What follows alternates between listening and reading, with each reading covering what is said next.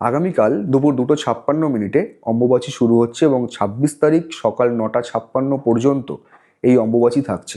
অম্বুবাচীতে বিশেষ কিছু ঘরোয়া উপায় যদি আপনারা ফলো করতে পারেন তাহলে আপনাদের জীবনের সমস্ত সমস্যা ধীরে ধীরে দূর হতে থাকবে। প্রথম 3 দিন নিরামিষ খাদ্য আহার করার চেষ্টা করুন। যদি আপনারা করতে পারেন তাহলে আপনাদের পিতৃদোষ বা রাহুকেতুর দোষ খণ্ডন সম্ভব।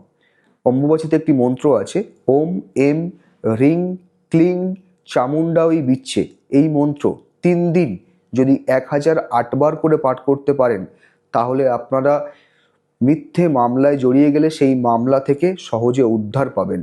অম্বুবাচীর তৃতীয় দিনে লাল বা হলুদ রঙের বস্ত্র, একটি ফল, সোনা বা তামার মুদ্রা, ঘি, চিনি এবং 21 টাকা দক্ষিণা সহ কোনো পুরোহিত বা গরিবকে দান করতে পারলে আপনাদের লক্ষ্মী লাভ সম্ভব এবং আপনাদের অর্থ কষ্ট দূর হবে।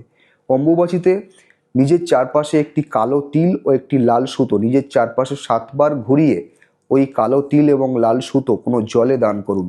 আপনাদের সমস্ত শত্রু নাশ হবে। এছাড়াও নিজে হাতে মাটির একটি প্রদীপ বানান, ওই প্রদীপ বাড়ির পূর্ব দিকে জ্বালিয়ে রাখুন।